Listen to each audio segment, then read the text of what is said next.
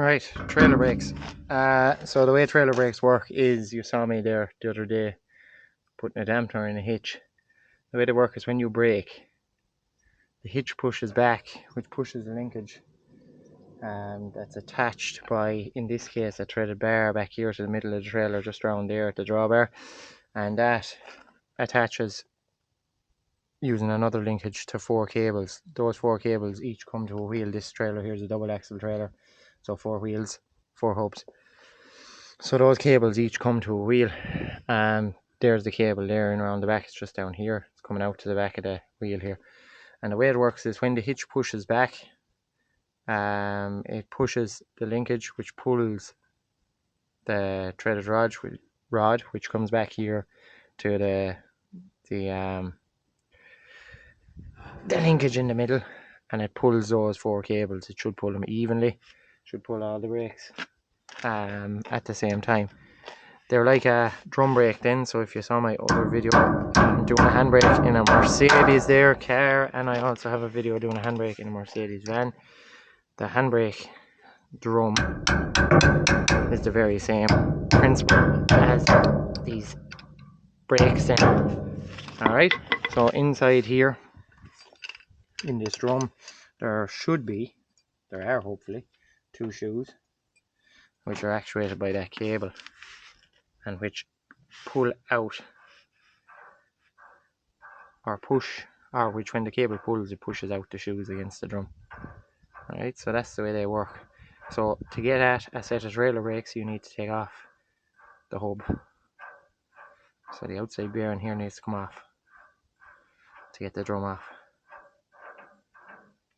So we pull that nut, and we pull out the bearing if we can. The washer here first.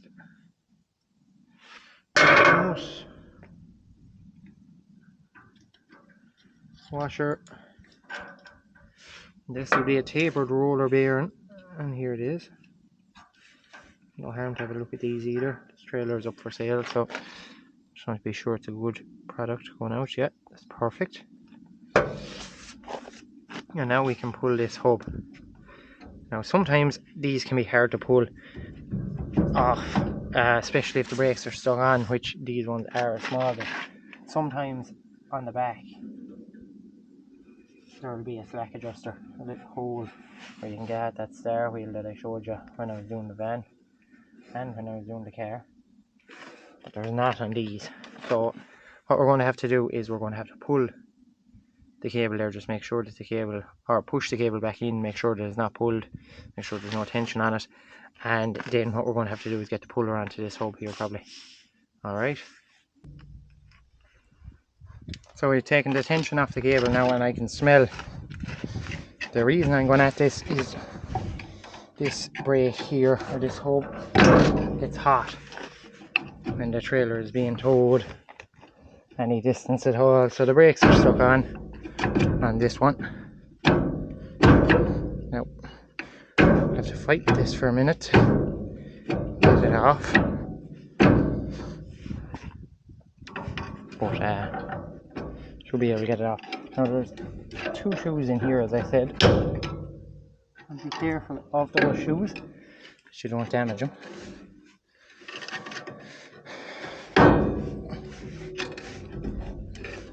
Or pull the retainer out.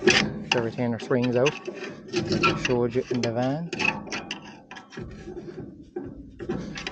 Okay, so we're getting it now.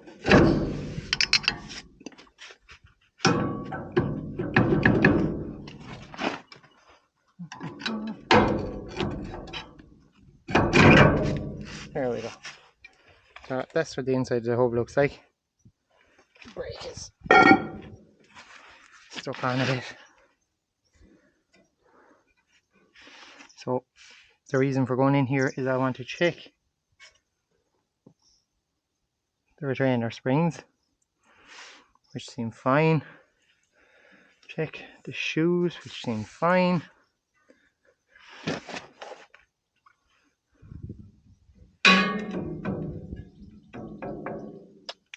And I want to check the overall condition of the brakes. So we want to give that a pull inside. Everything here seems absolutely perfect. It's just a case of adjustment not being correct. So we'll have a look at that. See, can we adjust them up right?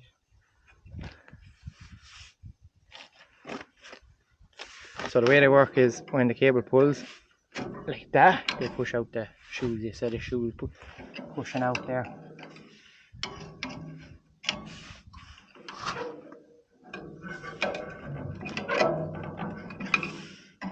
Take them back. Oh, so all I did was I just pushed in the cable there. So as the hitch comes back, the cable pulls forward. It pulls in this, spreads the shoes apart. So I'm after just pushing the cable there back in like that, and that could be our problem. It is very, very hard, or it is very to seize really in there. So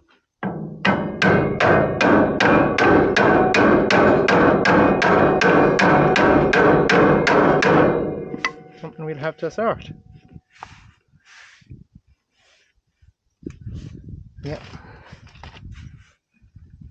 Yeah, so that cable is seized there, that's the problem. So when the brakes come on, they're not going off. So we need to sort that out here.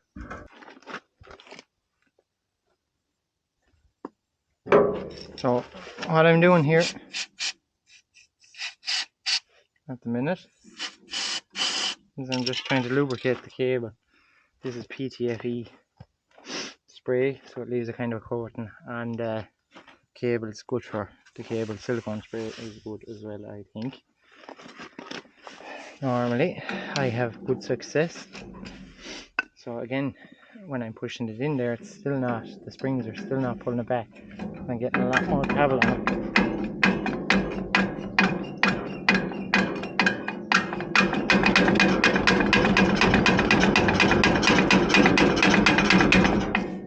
So we're getting the issue resolved here anyway. It's moving now. And now we're just about done. So I sprayed some silicone spray and PTFE spray down the cables, and I sprayed some on the linkages here. Just being careful to mind the shoes, that I don't get it on the shoes. They won't be much good if there's oil on them.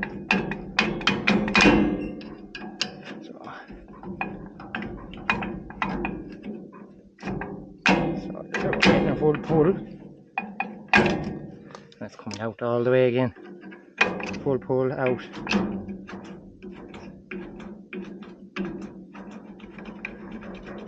So often is the case with these trailers, if the brakes are stuck, it's normally just dirt on the cables, or just need a bit of freeing up on the cables so that they can move again.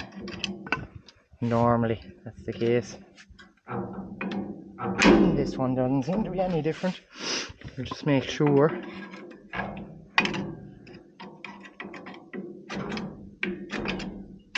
Yeah, so when we go in a certain distance, we're still having a bit of bother there.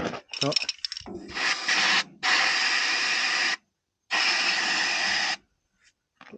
plenty of oil into it.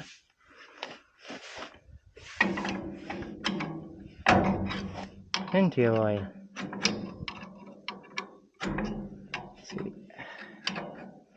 you don't want it just to be free for a portion of its travels. You want it to be free for the whole lot, because if you brake hard, then someday again it's going to stick again on you.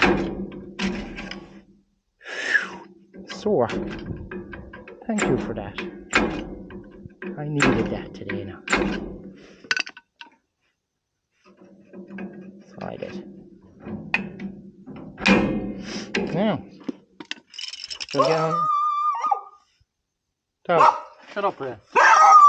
We're getting under. Get the spray on the cable again. So you just pull back. I don't know if you can hear me now.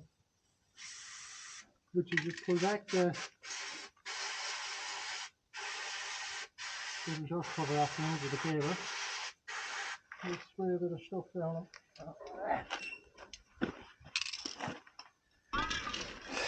So we should be sound now.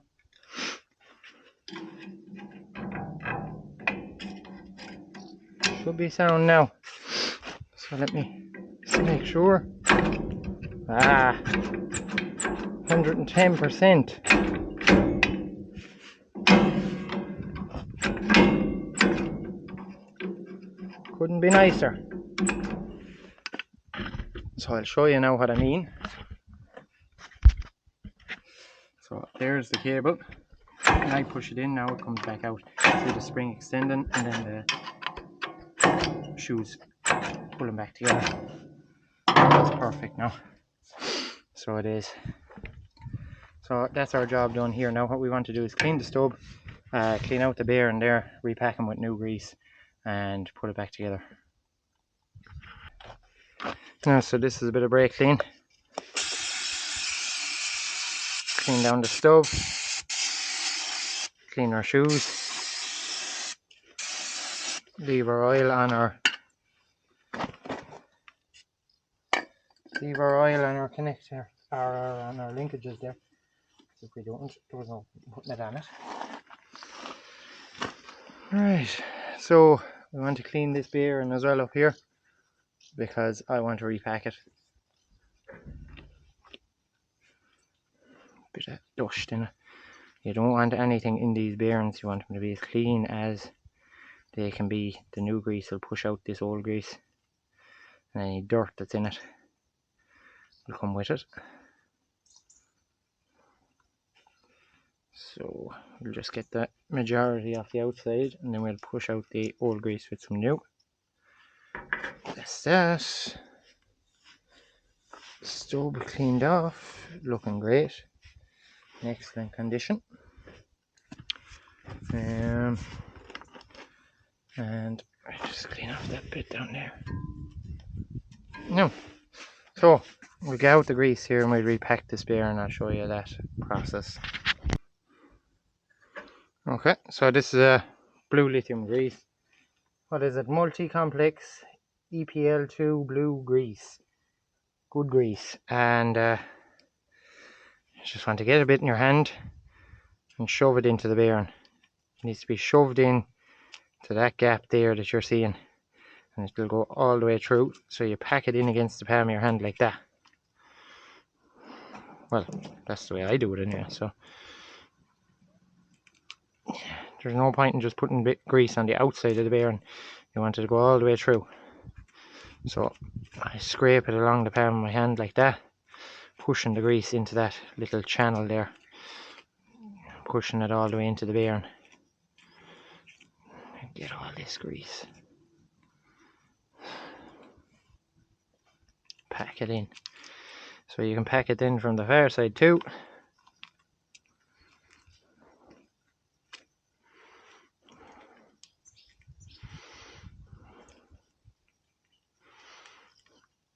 That is a well packed bearing there. So that's that done. Now tilt you back in a bit. So put the rest of the grease in here. This is not going near the brakes. This is going to be inside between the two bearings, so that when it gets warm, when it's travelling, the grease can flow out into the bearings. Jeez, you'd nearly pay to see something like this. Christ almighty. Now,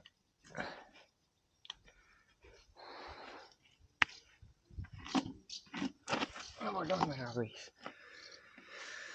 So we'll just have a look here and see, can we get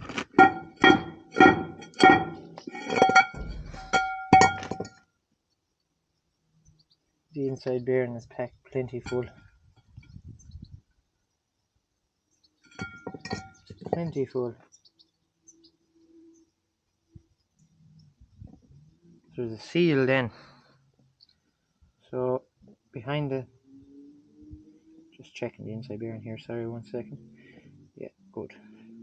So behind this inside bearing here, see there's a seal here, and that's just a regular old pinion seal. So it is. I want to not get any grease in here on the braking surface. So that bearing is 100% in there. It's packed full of grease, and I'm not going to pull the seal to repack it, because I'll tell you, if I do and I damage the seal, I don't have another one here. Well, maybe I do, probably don't, but that's perfect. So we'll leave that one alone. Right, now strip off these gloves, and we'll just clean anywhere inside the seal that I'm after putting grease now, because I want it to get warm and go onto the braking surface. I'll give her a spray down then.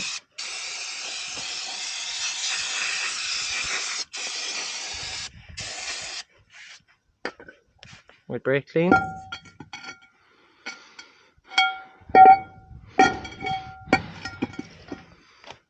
Make sure we have it all cleaned out nicely. We do. Let's slide this on. In there, let me just see what you can see. In there, that there is the sealing surface for the pinion seal. So you want to check that as well. This is perfect. I don't need to check it because I can see it. It's perfect.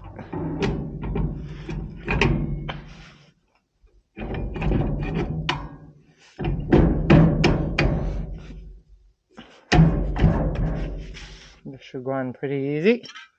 There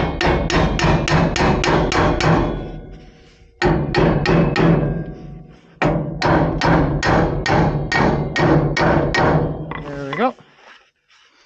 Just clean off the dust off the outside of it here.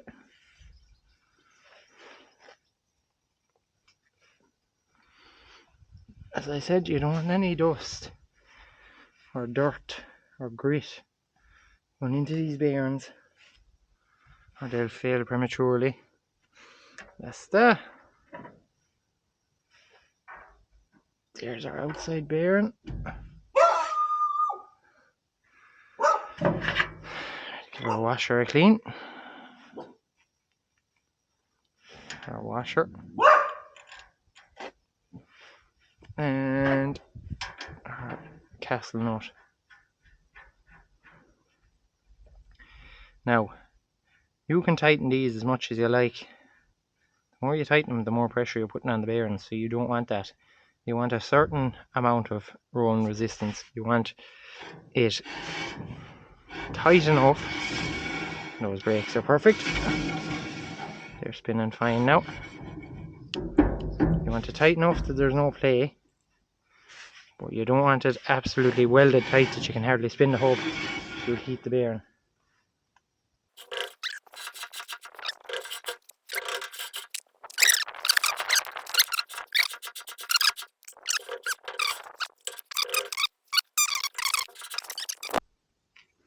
So here's a selection of cotter pins, and you always kind of want to, well, look, if you can't, you can't. If you don't have one, but you always kind of want to replace them. This one is newish anyway, so I can reuse this if I need to. But I have a selection here, and I have more inside in the wall, and we're just going to measure. I want the heaviest one I can get that'll go through that hole. So I have nothing right in this selection here. This is about a 5 or 6 mil cotter pin. That's 4. That's the heaviest I have in this. So I'll win and get a different one. I'm all out of the heavier ones, so I'm going to have to reuse this. Now I was gentle with this coming out. It's 100%. It's not fatigued in any way, so this can be reused. It'll be 100%. I wouldn't be in any way worried that it'll be weakened.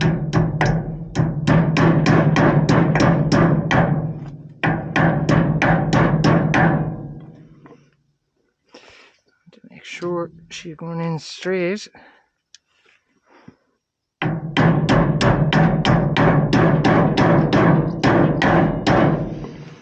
then I want to bend her when she comes out the far side here.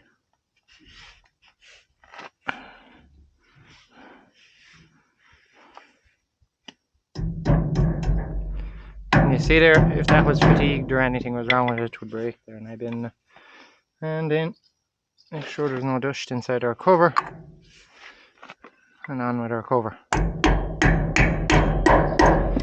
And that there is the job of checking brakes and how they work on, in this case, a 3.5 ton plant trailer double axle. Thank you for watching.